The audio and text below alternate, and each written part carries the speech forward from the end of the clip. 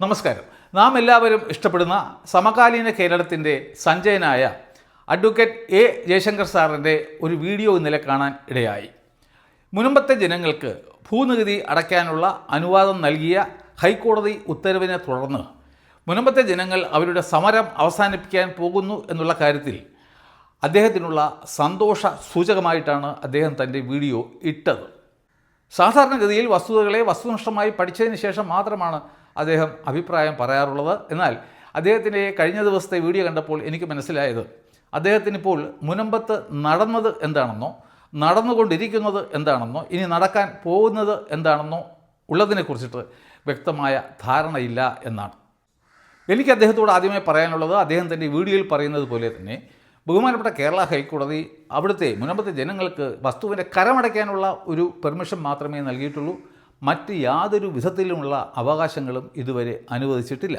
അതുകൊണ്ട് തന്നെ മുനമ്പത്തെ ആത്മാഭിമാനമുള്ള ഓരോ വ്യക്തിയും അവരുടെ ഈ സമരം അവസാനിപ്പിക്കാനല്ല, മറിച്ച് സമരവുമായി മുന്നോട്ട് പോകാനാണ് തീരുമാനിച്ചിട്ടുള്ളത് എന്നുള്ള കാര്യം ഞാൻ അദ്ദേഹത്തെ അറിയിക്കുകയാണ്.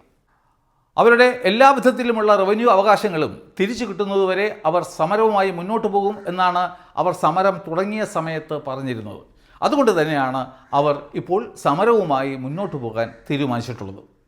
അപ്പോൾ മുൻപത്തെ ജനങ്ങൾക്ക് ഇനി എന്തൊക്കെ അവകാശങ്ങളാണ് തിരികെ ലഭിക്കേണ്ടത് എന്നുള്ളതിനെക്കുറിച്ചിട്ട് ജയശങ്കർ സാർ പറയുന്നത് നമുക്കൊന്ന് കേൾക്കാം. മുനമ്പത്തുകാർക്ക് തൽക്കാലം സമാധാനത്തിന് ഭാഗമായിട്ട് അവർക്ക് കരമടക്കാൻ വേണ്ടിയല്ല കരമടക്കുന്നത്. കരമടക്കുക എന്ന് വെച്ചാൽ അതിന് വേറെ ചില അർത്ഥങ്ങൾ കൂടിയുണ്ട്. അതായത് വസ്തു ക്രയവിക്രയം നടത്താൻ ഉള്ള സ്വാതന്ത്ര്യം, അവരുടെ വസ്തുവിൻ്റെ ഉടമസ്ഥാവകാശം അവർക്ക് വീണ്ടും കിട്ടണം. ഇതിപ്പോൾ താൽക്കാലികമായിട്ടുള്ള ഒരു വിജയമേ ആയിട്ടുള്ളൂ. അന്തിമമായിട്ടുള്ള വിജയം ഇത് വകഭൂമിയല്ല എന്ന് മാത്രമല്ല, ഇവർക്ക് സർവ്വസ്വാതന്ത്ര്യ ക്രയവിക്രയാവകാശത്തോടെ ഉള്ള തീരാധാരമാണ് എന്ന രീതിയിലുള്ള ഒരു അന്തിമമായ തീർപ്പ് ഉണ്ടാകണം.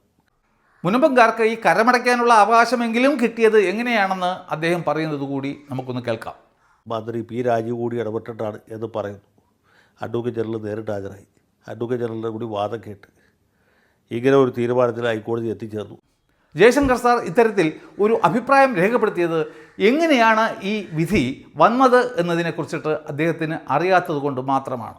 അദ്ദേഹം ആ ഉത്തരവ്, ഹൈക്കോടതിയുടെ ഉത്തരവ് വായിച്ചിട്ടില്ല എന്ന് എനിക്ക് നിസ്സംശയം പറയാൻ സാധിക്കും. ഒരു കേൾവിയുടെ അടിസ്ഥാനത്തിൽ മാത്രമാണ് അദ്ദേഹം ഇത്തരത്തിൽ ഒരു അഭിപ്രായം രേഖപ്പെടുത്തിയത്. അതുകൊണ്ട് തന്നെ ഹൈക്കോടതിയുടെ ഉത്തരവ് വന്ന് നിമിഷങ്ങൾക്കകം മുനമ്പം ജനതയുടെ ഒരു പ്രതിനിധിയായ ശ്രീ ഫിലിപ്പ് ജോസഫ് ഹൈക്കോടതിയുടെ മുന്നിൽ നിന്നും പറയുന്നത് എന്താണെന്ന് നമുക്കൊന്ന് കേൾക്കാം.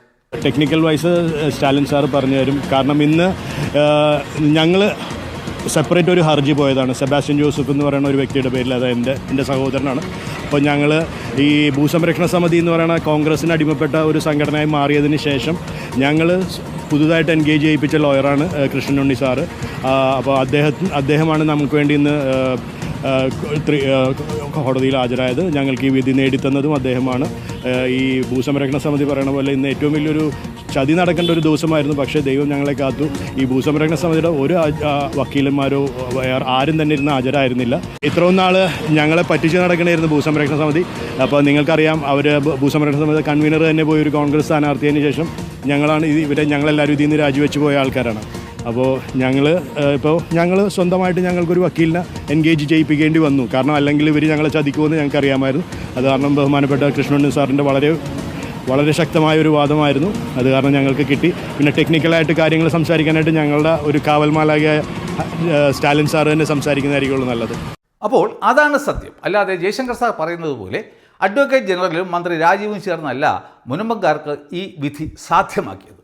വളരെ തന്ത്രപരമായി അവസാന നിമിഷം മുനമ്പംകാരനായ സെബാസ്റ്റ്യൻ ജോസഫ് എന്ന് പറയുന്ന വ്യക്തി സീനിയർ അഡ്വക്കേറ്റായ ശ്രീ കൃഷ്ണൻ സാറിനെ ഹാജരാക്കുന്നതിലൂടെ നടത്തിയ ഒരു ഇടപെടലാണ് ഇത്തരത്തിലുള്ള ഒരു വിധി സാധ്യമാക്കിയത്.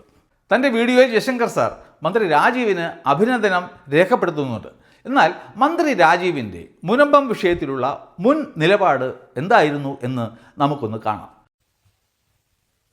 എന്നാൽ വഖഫ് ബോർഡ് പാണക്കാട് റഷീദ് അലി തങ്ങൾ എടുത്ത തീരുമാനം റദ്ദാക്കാൻ ഇപ്പോ നിൽക്കുന്ന നിയമമനുസരിച്ച് ഞങ്ങൾക്കാർക്കും അധികാരമില്ല. ആർക്കധികാരം? ട്രിബ്യൂണലിനാണ്. മന്ത്രിമാർ ഗവൺമെന്റ് പ്രവർത്തിക്കുന്നത് നിയമങ്ങളും ചട്ടങ്ങളും അനുസരിച്ചാണ്. നമ്മുടെ ഇഷ്ടപ്രകാരം നമുക്ക് ചിലപ്പോൾ ചിലത് ചെയ്യണമെന്ന് ആഗ്രഹമുണ്ടാവും. പക്ഷെ അതിന് പ്രവർത്തിക്കാൻ നിയമം വേണം, ചട്ടം വേണം. ചട്ടമാണെങ്കിൽ ചിലത് നമുക്ക് ഉണ്ടാക്കാൻ നമ്മുടെ അധികാര പരിധിയിലാണ്. നിയമമാണെങ്കിൽ നമുക്ക് ഉണ്ടാക്കാൻ നമ്മുടെ അധികാര പരിധിയിൽ കേന്ദ്ര നിയമമാണ്. അതിനകത്ത് വളരെ കൃത്യമാണ്. ഇത് വഖഫ് ട്രിബ്യൂണൽ, ഇപ്പൊ വഖഫ് ട്രിബ്യൂണൽ പാർട്ടിക്ക് അവകാശമുണ്ട്. അദ്ദേഹത്തിൻ്റെ ഈ അഭിപ്രായ പ്രകടനത്തിന് ശേഷമാണ് ബഹുമാനപ്പെട്ട കേരള ഹൈക്കോടതിയുടെ ഡിവിഷൻ ബെഞ്ച് കഴിഞ്ഞ ഒക്ടോബർ മാസം 10-ാം തീയതി ഒരു വിധി പറഞ്ഞത്. അതിലാണ് മുനമ്പം ഒരു വഖഫ് അല്ല എന്നുകൂടി പറഞ്ഞത്. അത് നമ്മുടെ രാമചന്ദ്രൻ കമ്മീഷൻ്റെ നിയമനവുമായി ബന്ധപ്പെട്ട ഒരു കേസായിരുന്നു.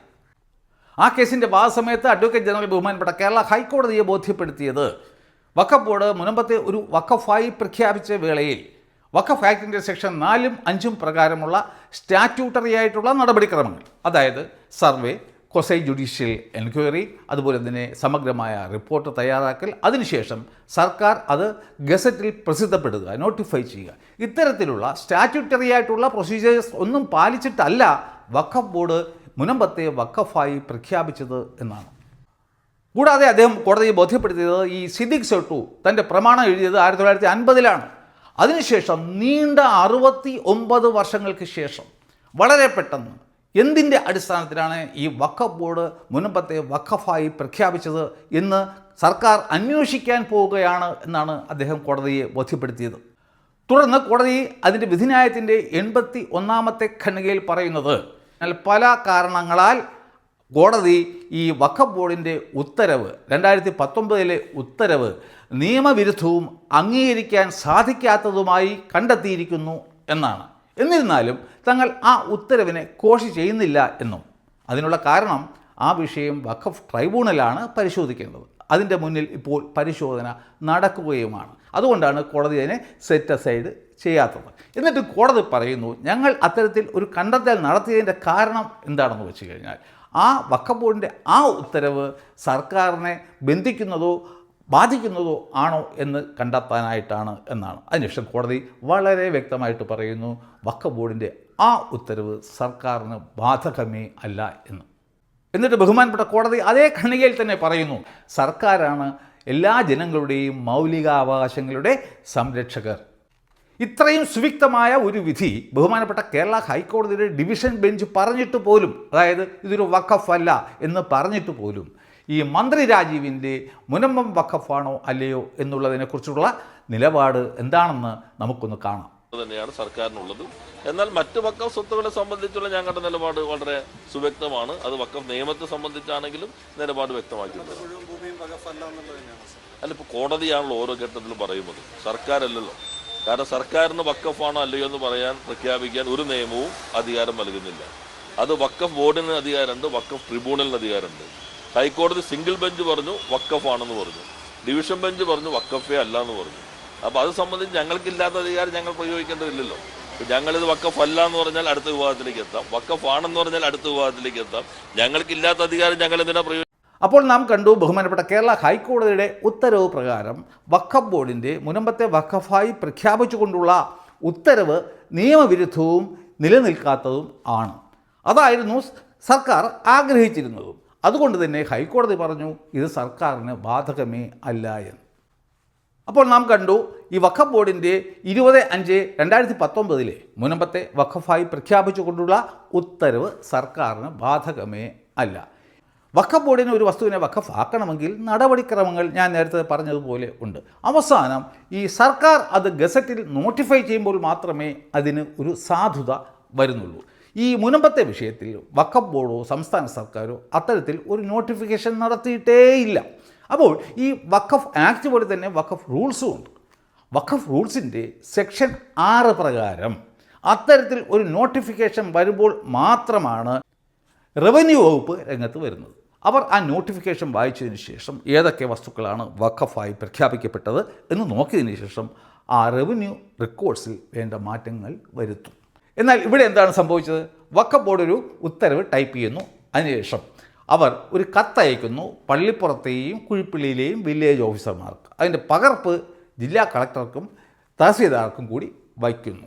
എന്നിട്ട് പറഞ്ഞു, ഇത് ഞങ്ങൾ വഖഫായി ഡിക്ലെയർ ചെയ്ത് കഴിഞ്ഞു. അതുകൊണ്ട് ഈ മുനമ്പത്തെ ആൾക്കാർ ഇനി എന്തെങ്കിലും ആവശ്യവുമായിട്ട് അവർക്ക് എന്തെങ്കിലും അവകാശമുണ്ടെന്ന് പറഞ്ഞ് അവിടെ വരികയാണെങ്കിൽ അവരോട് പറയണം അവരുടെ അവകാശങ്ങളൊക്കെ നഷ്ടപ്പെട്ട് കഴിഞ്ഞു, ഇത് വഖഫിൻ്റെ ആസ്തിയായിട്ട് നിങ്ങൾ അത് മെൻഷൻ ചെയ്യണം എന്നുള്ള നിർദ്ദേശവും കൊടുത്തു. അപ്പോൾ നിങ്ങൾ ശ്രദ്ധിച്ച് കേൾക്കണം, നിയമവിരുദ്ധമായ ഒരു ഡയറക്ഷനായിരുന്നു അത്. പക്ഷേ LDF സർക്കാരിൻ്റെ ഉദ്യോഗസ്ഥന്മാർ ആ നിയമവിരുദ്ധമായ വഖഫ് ബോർഡിൻ്റെ ഉത്തരവ് 2 കൈ നീട്ടി സ്വീകരിക്കുകയും മുനമ്പത്തെ ജനങ്ങളുടെ എല്ലാ റവന്യൂ അവകാശങ്ങളും അവർക്ക് അന്ന് മുതൽ നിഷേധിക്കുകയും ചെയ്തു.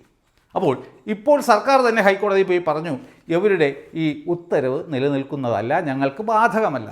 അപ്പോൾ ഹൈക്കോടതിയും സമ്മതിച്ചു നിങ്ങൾക്ക് ബാധകമല്ല എന്ന് ഹൈക്കോടതി പറഞ്ഞിട്ട് പോലും മന്ത്രി രാജീവിൻ്റെ നിലപാടെന്താണ്? ഞങ്ങൾക്ക് ഇത് വഖഫാണോ അല്ലയോ എന്ന് പറയാൻ പറ്റത്തില്ല എന്ന്. അപ്പോൾ യഥാർത്ഥത്തിൽ ഈ മുനമ്പൻ ജനതയെ പീഡിപ്പിക്കുന്നത് ആരാണെന്ന് വെച്ച് കഴിഞ്ഞാൽ ഈ രാജീവ് കൂടി പ്രതിനിധാനം ചെയ്യുന്ന LDF സർക്കാരാണ് എന്നുള്ള കാര്യത്തിന് യാതൊരു സംശയവും ഇല്ല ജയശങ്കർ സാറേ. അപ്പോൾ ബഹുമാനപ്പെട്ട കേരള ഹൈക്കോടതിയിൽ പോലും തങ്ങൾക്ക് തെറ്റുപറ്റി എന്ന് സമ്മതിച്ച LDF സർക്കാർ കോടതി വിധി വന്നിട്ട് പോലും ആ പാവങ്ങളുടെ അവകാശങ്ങൾ തിരിച്ചു നൽകിയിട്ടില്ല എന്നുള്ളതാണ് ഇവിടെ വളരെ വളരെ വിചിത്രമായ കാര്യം. ഇനി നമുക്ക് റവന്യൂ അവകാശങ്ങളുമായി ബന്ധപ്പെട്ട കേസുകളിലേക്ക് വരാം. 6 കേസുകളാണ് മൊത്തത്തിൽ ഉള്ളത്. എല്ലാം കൂടി ഒരുമിച്ചിട്ടാണ് ബഹുമാനപ്പെട്ട കോടതി പരിഗണിക്കുന്നത്. അപ്പോൾ ഇതിൻ്റെ പരിഗണനയ്ക്ക് തൊട്ട് മുമ്പായിട്ട് ഒക്ടോബർ മാസം 28-ാം തീയതി കൊച്ചിയിലെ എല്ലാ തഹസീൽദാറായ ഒരു ജയേഷ് ഒരു സത്യവാങ്മൂലം ബഹുമാനപ്പെട്ട കേരള ഹൈക്കോടതി മുമ്പാകെ കൊടുത്തിട്ടുണ്ട്. അതിൽ അദ്ദേഹം പറയുന്നത് ഒക്ടോബർ മാസം 10-ാം തീയതിയിലെ ബഹുമാനപ്പെട്ട ഡിവിഷൻ ബെഞ്ചിൻ്റെ ഉത്തരവിൻ്റെ അടിസ്ഥാനത്തിൽ മുനമ്പത്തെ ജനങ്ങൾക്ക് എല്ലാ വിധത്തിലുമുള്ള റവന്യൂ അവകാശങ്ങൾക്കും അർഹതയുണ്ട് എന്ന്. എന്നാൽ തൊട്ടടുത്ത ദിവസം 29-ാം തീയതി ഗവൺമെൻറ് പ്ലീഡറായ ഹനിലാൽ അതിനു വേണ്ടിയിട്ട് ഒരു പെറ്റീഷൻ നമ്മുടെ ഹൈക്കോടതിയിൽ കൊടുത്ത വേളയിൽ ഈ മന്ത്രി രാജീവിൻ്റെ നിർദ്ദേശപ്രകാരം ആയിരിക്കണം എല്ലാ അവകാശങ്ങളും കൊടുക്കണം എന്നല്ല ആവശ്യപ്പെട്ടത്, ഈ പേയ്മെൻറ്റ് ഓഫ് ടാക്സ് നികുതി അടയ്ക്കാനുള്ള അവകാശം മാത്രം കൊടുത്താൽ മതി എന്നാണ് ഈ പെറ്റീഷനിൽ പറഞ്ഞത്. അതിനുവേണ്ടി വാദിക്കാനാണ് അഡ്വക്കേറ്റ് ജനറലിനെ മന്ത്രി രാജീവ് അയച്ചത്, അല്ലാതെ അവരുടെ എല്ലാ അവകാശങ്ങളും പുനഃസ്ഥാപിച്ചു കൊടുക്കാൻ വേണ്ടിയിട്ട് ആയിരുന്നില്ല. അപ്പോൾ മന്ത്രി രാജീവിൻ്റെ സർക്കാരിന് ഒന്നുമല്ലെങ്കിൽ മുനമ്പത്തെ ജനങ്ങൾക്ക് എല്ലാ അവകാശങ്ങളും തിരികെ നൽകാനുള്ള ഒരു ശ്രമമെങ്കിലും ഹൈക്കോടതി മുമ്പാകെ നടത്താമായിരുന്നു. പക്ഷേ അവർ അതിനുവേണ്ടി ശ്രമിച്ചില്ല. ഈ കരം അടപ്പിക്കാനുള്ള ഒരു ഡയറക്ഷൻ മാത്രമാണ് ഈ സർക്കാർ ബഹുമാനപ്പെട്ട കോടതി മുമ്പാകെ വാദിച്ചത്. എന്നാൽ മന്ത്രി രാജീവ് വീണ്ടും ആ മുനമ്പത്തെ പാവങ്ങളെ വീണ്ടും പറ്റിക്കാൻ ശ്രമിക്കുകയാണ്.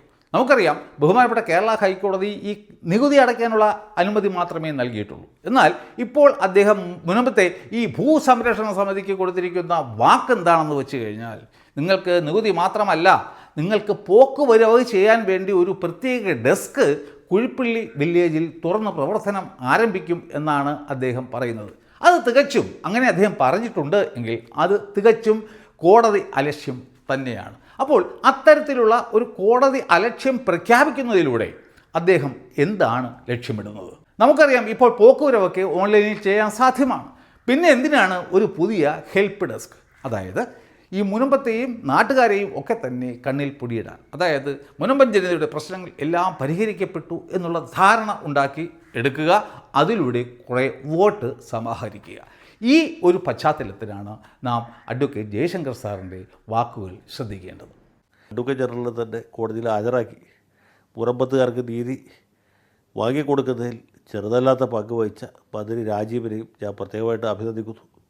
ഇവർക്ക് വേണ്ട എല്ലാ സഹായ സഹകരണങ്ങളും ചെയ്ത കോട്ടപ്പുറം അതിരൂപതയുടെ ബിഷപ്പിനെയും ഇടവക വികാരിയെയും SNDP തീവ്രസഭ അടക്കമുള്ള സമുദായ സംഘടനകളെയും അതുപോലെ തന്നെ രാഷ്ട്രീയ പാർട്ടികളെയും മാധ്യമങ്ങളെയും മറുനാടൻ അടക്കമുള്ള മാധ്യമങ്ങളെയും ഒക്കെ നമുക്ക് ഈ ഘട്ടത്തിൽ മറക്കാൻ പറ്റുകയില്ല.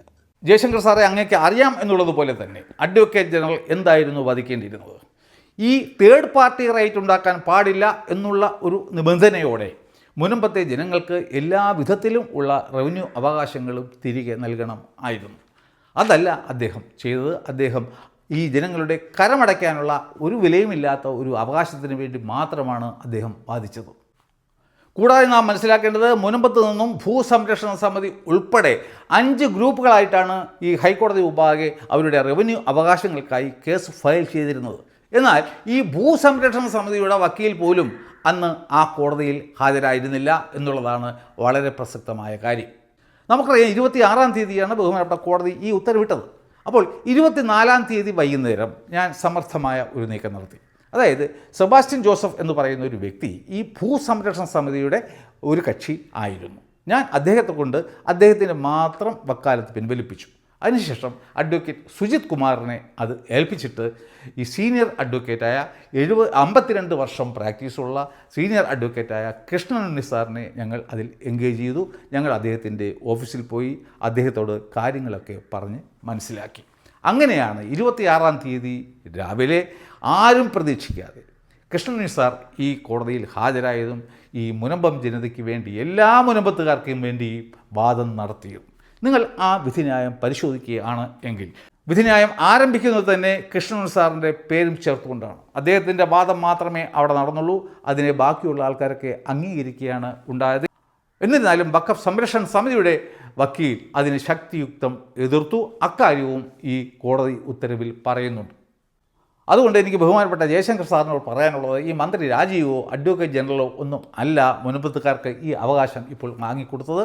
ഞങ്ങളുടെ കൂട്ടായ സമയോചിതമായ ഒരു നടപടിയിലൂടെയാണ് അത് സാധ്യമാക്കിയതെന്നും അത് സീനിയർ അഡ്വക്കേറ്റായ കൃഷ്ണനുണ്ണി സാറാണ് സാധ്യമാക്കി തന്നതെന്നും ഞാൻ അങ്ങേ വിനയ പുരസ്സരം അറിയിക്കുകയാണ്.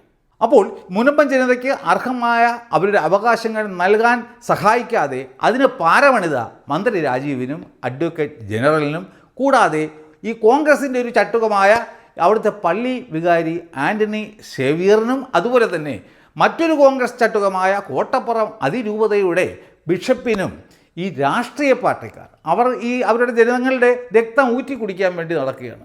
അവർക്കൊക്കെ എന്തിൻ്റെ അടിസ്ഥാനത്തിലാണ് അഡ്വക്കേറ്റ് ജയശങ്കർ സാർ ഈ അഭിനന്ദനങ്ങൾ രേഖപ്പെടുത്തിയത് എന്ന് എനിക്കൊട്ടും തന്നെ ആലോചിച്ചിട്ട് മനസ്സിലാകുന്നില്ല.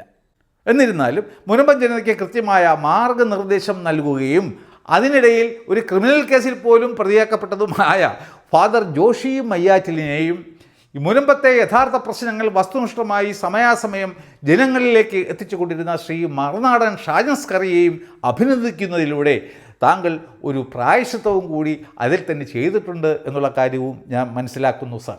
ഈ വിധിക്ക് കാരണഭൂതനായ ഒരു വ്യക്തിക്ക് അങ്ങേക്ക് അഭിനന്ദനം നൽകണമായിരുന്നു എങ്കിൽ അത് മുനമ്പംകാരനായ സെബാസ്റ്റ്യൻ ജോസഫിന് ആയിരുന്നു. എന്തായാലും അങ്ങയ്ക്ക് അദ്ദേഹത്തിനെ അറിയില്ലായിരിക്കാം. ഞാൻ അങ്ങയുടെ പേരിൽ അദ്ദേഹത്തിനും അഭിനന്ദനം അറിയിക്കുകയാണ്. ആരുടെയും ഔദാര്യമില്ലാതെ നിയമപരമായ മാർഗങ്ങളുടെ മാത്രം അങ്ങയുടെ വീഡിയോയിൽ പറഞ്ഞതുപോലെ മുനമ്പംകാർക്കുള്ള എല്ലാ അവകാശങ്ങളും അധികം താമസിയാതെ തന്നെ നിയമപരമായ മാർഗത്തിലൂടെ അവർക്ക് നേടിക്കൊടുക്കും എന്ന് ഞാൻ അങ്ങേക്ക് ഉറപ്പ് തരുന്നു. ഒരു പീറ കടലാസിൻ്റെ പോലും വിലയില്ല എന്ന് ബഹുമാനപ്പെട്ട കേരള ഹൈക്കോടതിയുടെ ഡിവിഷൻ ബെഞ്ച് കണ്ടെത്തിയ വഖഫ് ബോർഡിൻ്റെ ഉത്തരവ്, അതിനെ അടിസ്ഥാനപ്പെടുത്തിയുള്ള ഒരു കത്ത് മുസ്ലിം പ്രീണനം കൊണ്ട് മാത്രം, അതും ഈ വഖഫ് റൂൾസിൻ്റെ സെക്ഷന് വിരുദ്ധമായിരുന്നു. അങ്ങനെ സ്വീകരിക്കാൻ പാടില്ലായിരുന്നു. 2 കൈയും കൊണ്ട് സ്വീകരിച്ച് ഈ പാവപ്പെട്ട 610ഓളം മുനമ്പത്തെ കുടുംബങ്ങളുടെ എല്ലാ റവന്യൂ അവകാശവും കവർന്നെടുത്ത ഈ LDFും കൂടാതെ UDFിനോടൊപ്പം ചേർന്ന് 2024 ഒക്ടോബർ മാസം 14-ാം തീയതി ഭരണഘടനാപരമായ ഈ പുതിയ വഖഫ് ഭേദഗതി നിയമം നടപ്പിലാക്കാൻ പാടില്ല എന്നും പറഞ്ഞുകൊണ്ട് വീണ്ടും മുസ്ലിം പ്രീണനം എന്ന് ഐകകണ്ഠേന ഒരു പ്രമേയം പാസാക്കിയ UDFും LDFും ഒക്കെ ഈ പാവപ്പെട്ട ആൾക്കാരുടെ വോട്ടിന് വേണ്ടി മാത്രം വീണ്ടും അവരെ പറ്റിച്ചുകൊണ്ട് നെട്ടോട്ടമോടുന്നത് കാണുമ്പോൾ എൻ്റെ പൊന്നു ജയശങ്കർ സാറേ, എനിക്ക് സന്തോഷം കൊണ്ട് ഇരിക്കാൻ വയ്യേ എന്നുള്ള കാര്യവും കൂടി അങ്ങയെ ഞാൻ അറിയിക്കുന്നു. നന്ദി, നമസ്കാരം.